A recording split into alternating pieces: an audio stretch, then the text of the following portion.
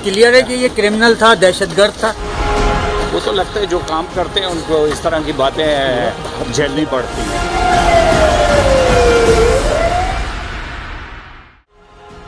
Karachi police मुकाबले में नकीबुल्लाह की हलाकत का मामला तहकीकात का पहला मरहला हुआ मुकम्मल। एसएसपी मली राव अनवार इंक्वायरी कमेटी के सामने पेश हुए, जहां इंक्वायरी कमेटी के chairman additional IG CTD Sanaullah Abbasi ने एसएसपी मली राव अनवार के बयान रिकॉर्ड किया।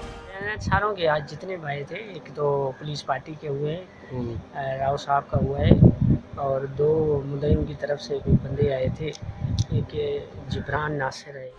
इंक्वायरी कमेटी के सामने पेश होने से कबल इनकाउंटर स्पेशलिस्ट राव अनवार ने मीडिया से गैर रस्मी गुफ्तगू में कहा कि नकीबुल्लाह सच्चल थाने में 2014 में दर्ज पुलिस मुकाबले के मुकदमे में मतलूब था।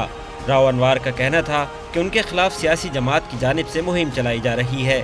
2014 का भी एक केस मिला है, वो हमने बता दिया, उसमें ये मफरूज है। सलीम आदिल शेख के खिलाफ 2 FIR हुई थी और ये सिर्फ एक वही PTI वाले।